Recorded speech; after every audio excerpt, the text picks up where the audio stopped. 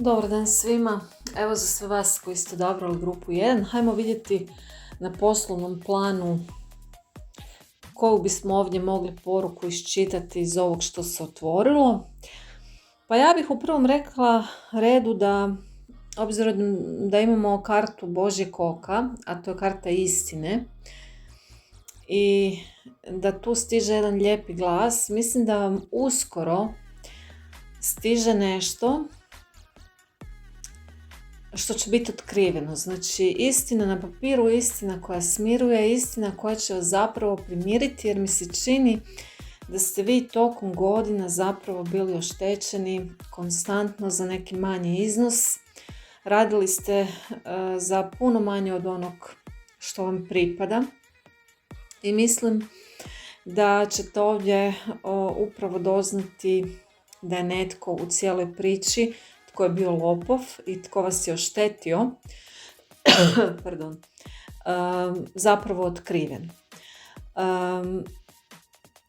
Taj netko tko vas je poslovno potkradao je osoba koja je bila zapravo ne samo neiskrena prema vama, ovdje ima više ljudi u igri, već je bila neiskrena i prema drugima.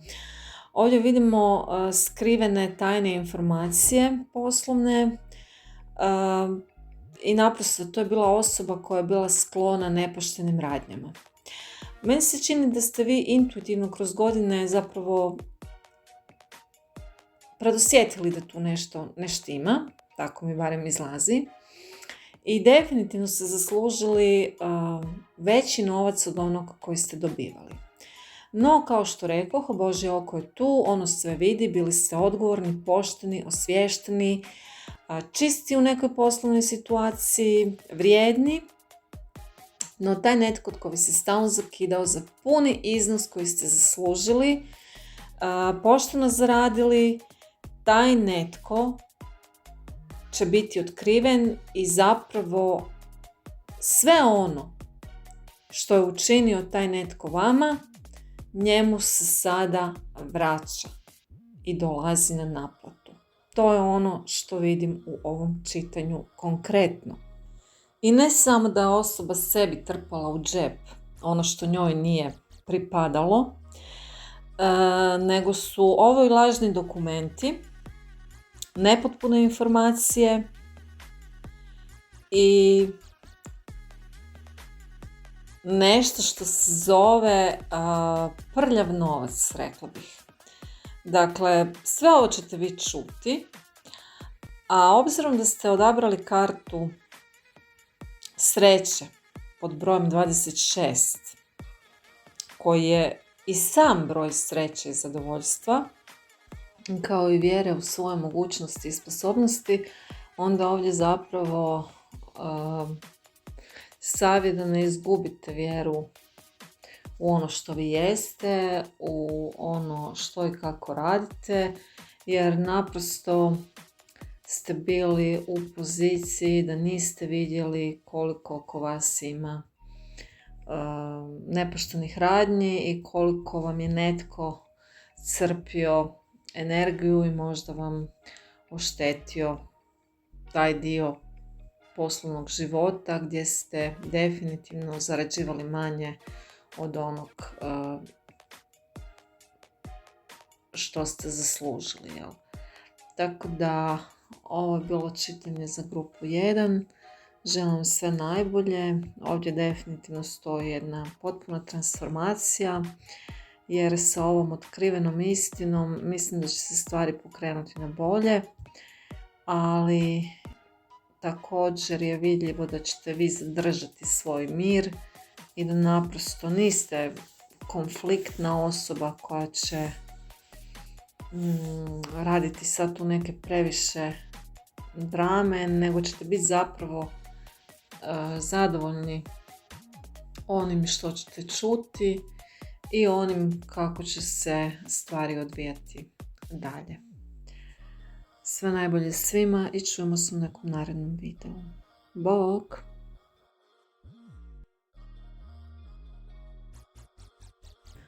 Ukoliko ste odabrali grupu 2, ovdje je vidljivo da će druga grupa što se tiče posla i financija u narednom periodu uistinu imati sreće, jer svi vi iz druge grupe, većina vas idete ususret žurno događanjima koji su na poslovnom planu okarakterizirani kao razgovori kroz možda zgradu u kojoj radite, ili ćete možda ići užurbano na neki razgovor za posao,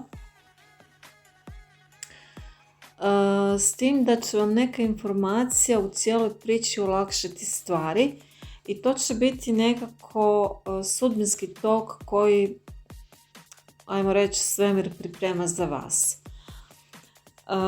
Tu svoju sreću ćete tajiti sve do posljednjeg trenutka, sve dok ta priča ne bude uspješno završena, jer mi se čini da vas nekako brine ishod stvari, no ovdje, obzirom da ste odabrali kartu sa brojem 7, koji zapravo je broj unutarnje snage i sposobnosti i brzine i pameti, već samim tim zapravo kod tog odabira vi ste zapravo naznačili kroz otvaranje da imate dovoljno i sposobnosti i pameti i dobre sreće, da ne sumnjate u sebe i ishod koji će biti pozitivan. Tako da, što se tiče ove poslovne konkretne poruke, je to da ćete imati uistinu sreću u narednom periodu, da će se sve nekako odvijati po nekom višem planu i ukoliko možda radite, definitivno vam stoji nagrada i neki veći dobitak, a ukoliko tražite posao, naći ćete upravo to što ste željeli. Tako da, evo, ovo je čitanje za grupu 2. Želim sve najbolje i čujemo se u nekom narednom videu. Bog!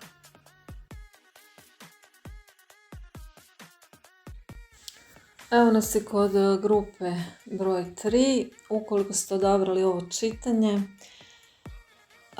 bilo bi dobro da otvorite oči i pripazite na ljude oko sebe. Točnije, ovdje je naglašena jedna žena koja donosi tračeve do najsitnijih detalja i jedan od tih tračeva, po meni, ovako kako vidim, biti će zapravo istinita informacija u kojoj možete prepoznati sebe, ali na način da vam stoji zapravo prosperitet na poslovnom planu, određen uspjeh, možda veća plaća ili nagrade za rad.